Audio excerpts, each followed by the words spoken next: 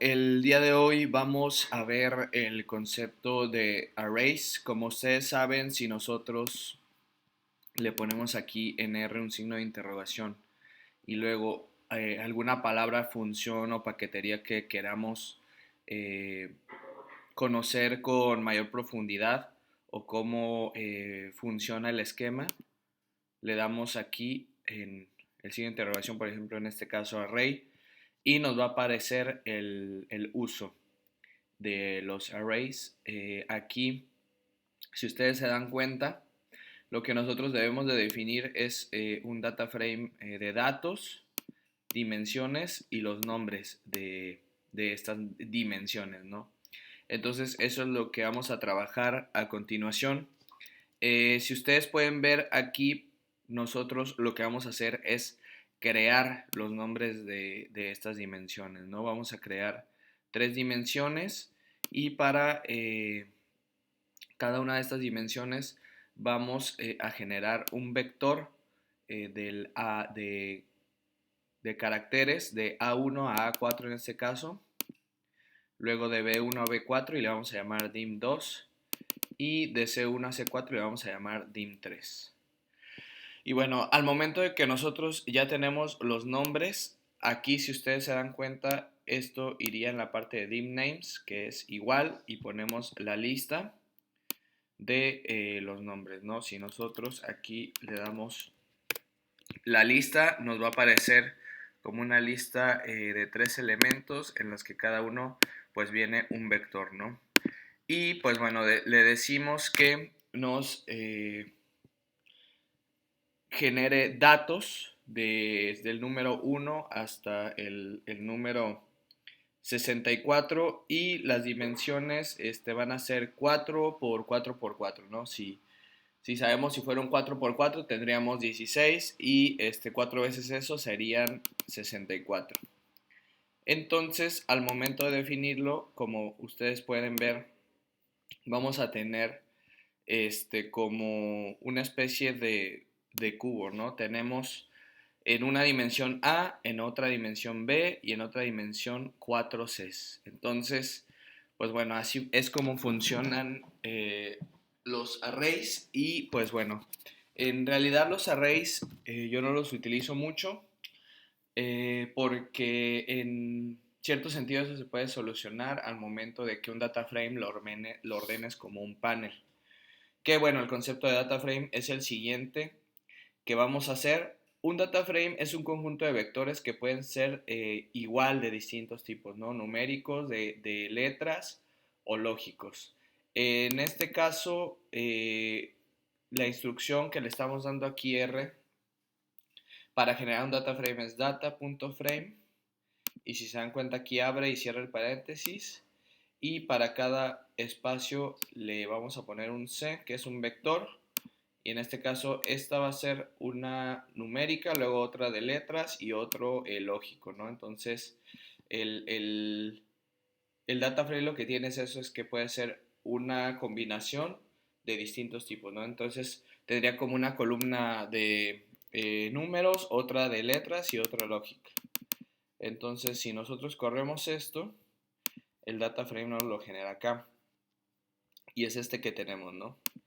Por la forma en la que lo estamos haciendo, nos aparece aquí este nombre, pero esto se puede solucionar como lo veremos a continuación. También el df2 lo podemos definir con los vectores que ya habíamos utilizado, que era A, B y C. Aquí como limpié la consola no aparecen, pero ahí ya los corro y corro este también. Entonces al correr tenemos ya el nombre del data frame, es el nombre de la columna. Y pues bueno, también podemos identificar los nombres de las columnas a través del comando names. Y como se dan cuenta, pues me dice que los nombres son A, B y C, ¿no? En el orden que aparecen aquí. Luego modificamos los nombres de las columnas y le vamos a poner columna A, columna B y columna C. y es el que tenemos acá, columna A, columna B y columna C. Obtenemos los nombres de las columnas, de las filas, que es a través de row.names, no a través de names. Y aquí tenemos que el row.names es del 1 al 4, ¿no? Que si nos vamos acá al de F2, es el que aparece aquí, 1, 2, 3, 4. Luego, este data frame está compuesto de 3 columnas y podemos llamar a una de esas columnas con el signo de dólares o de pesos. Y pues bueno, lo que hacemos es, al momento de correr esto, estamos llamando a esta columna A, ¿no? Que si se dan cuenta es 10, 20, 30 y 40. Luego, para obtener la estructura del data frame, podemos correr str y el nombre del data frame, que lo que nos dice es las principales características de este data frame, ¿no? Nos dice que tiene 4 observaciones, que serían las filas de 3 variables, que serían las columnas. Tenemos columna A columna C, y la columna A es numérica, la columna C es de caracteres y la columna C es lógica. Si queremos obtener las primeras filas de nuestro data frame, utilizamos la función head. Y aquí tenemos las primeras columnas de nuestro data frame. Y si queremos obtener las últimas filas del data frame, aquí no aparece, pero la función es tail.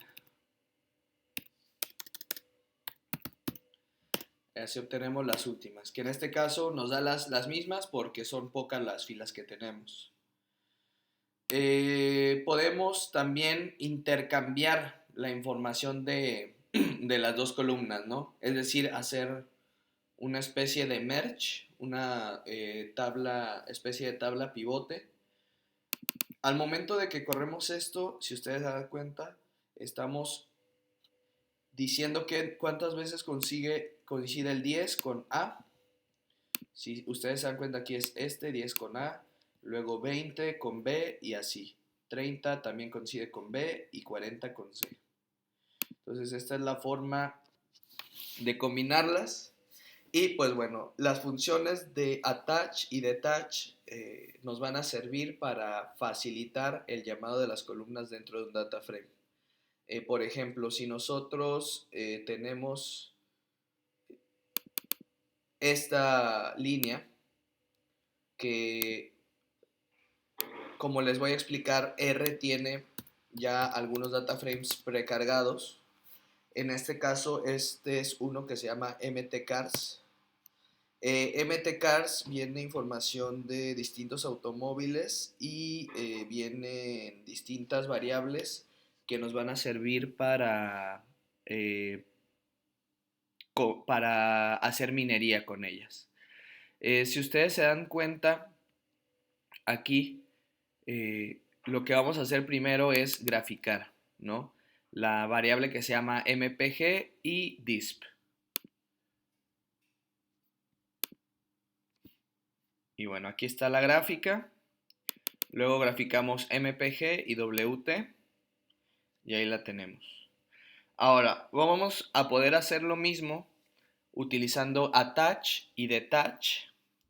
Pero en este caso la diferencia es que ya no vamos a tener que utilizar el signo de pesos, sino que simplemente vamos a abrir o cerrar con el mtcars, attach y detach, ¿no? Y ya simplemente llamamos el nombre de la variable.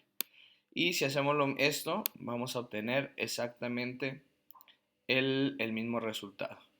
Y otra forma un poco menos ortodoxa para mí es utilizar el with, en la cual aquí nosotros tenemos que definir el data frame, luego hacemos un print del summary y las dos gráficas, ¿no? Aquí la diferencia es, si ustedes se dan cuenta, si corremos esto, tenemos igual las gráficas hicimos exactamente lo mismo, pero con la función width. Y bueno, por último vamos a ver los factors, que también es una parte importante de RProject.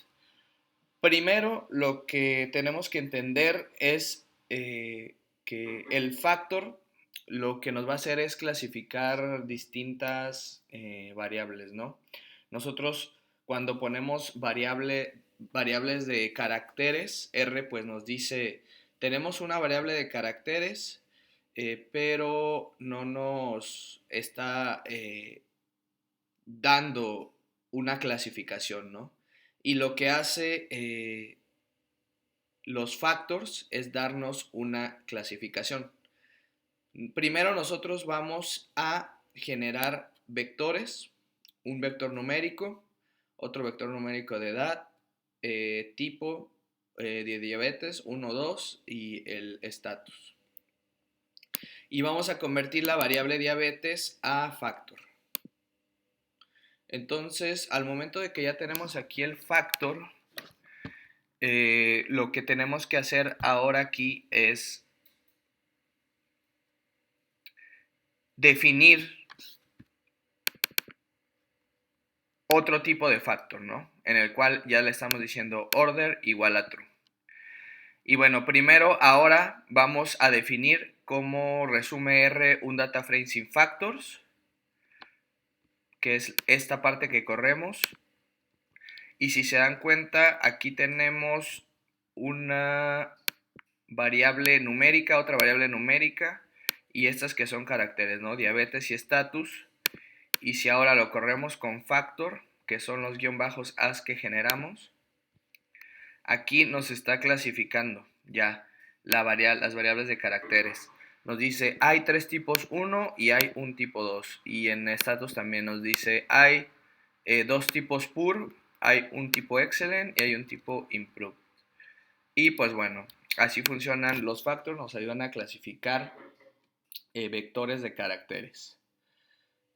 Bueno, ahora las listas. Las listas son colecciones de objetos en R que pueden ser vectores, matrices o arrays, ¿no? Es decir, no vas a tener como un, un solo dataset, sino que tienes una colección de varios. Y esto puede ser muy útil, por ejemplo, en los modelos econométricos, cuando al momento de correr un modelo, pues tenemos distintos tipos de datasets que nos arroja el modelo, ¿no? Nos arroja los datos calculados, los coeficientes, etcétera. Entonces, para esto nos sirve las listas. En este caso vamos a decidir una lista. Podemos ponerle título. También podemos definir un vector, una matriz, y le decimos también de una tercera columna. Si nosotros corremos esto y vemos my list, aquí vemos, ¿no? Cómo tenemos el título, tenemos la variable age, la variable, la matriz y también una variable de caracteres.